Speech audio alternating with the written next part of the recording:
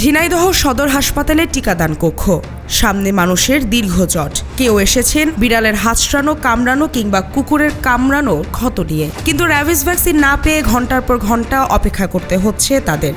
বাইরের কোনো ফার্মেসিতেও মিলছে না ভ্যাকসিনটি।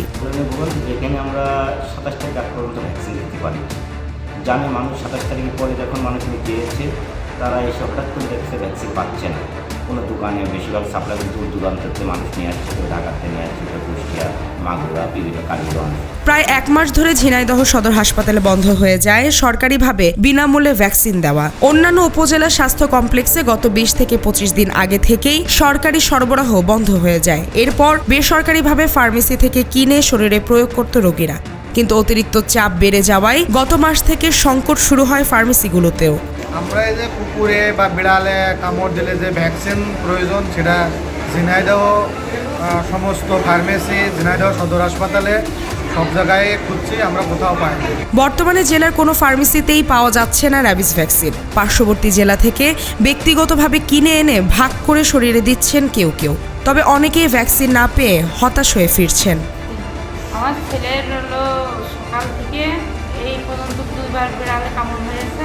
ভ্যাকসিনের জন্য এখানেও কোনো ভ্যাকসিন নেই, সদর হাসপাতাল বাইরেও কোনো ভ্যাকসিন পাচ্ছি না।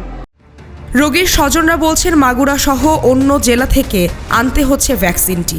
খুবই ভোগান্তি হচ্ছে জীবন রক্ষাকারী এই ভ্যাকসিনের জন্য। প্রথমে আমরা এই ভ্যাকসিন পাই, পরবর্তীতে ঝিনাইদহের বাইরে ফোন দিয়ে মাগুরা থেকে আমি ভ্যাকসিন নিয়ে আসলাম।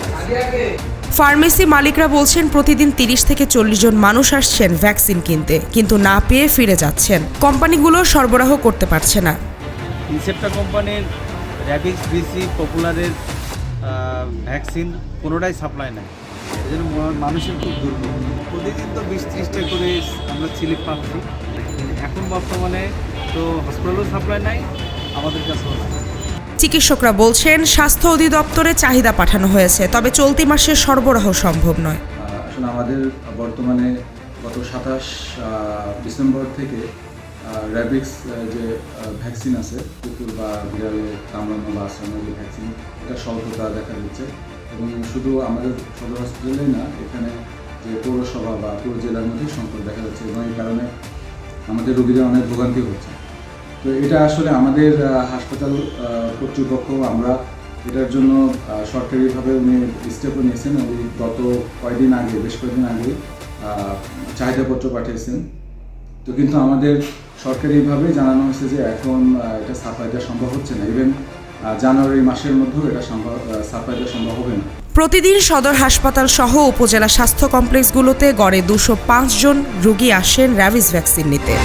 মালিহা চৌধুরী, আয়না টেলিভিশন।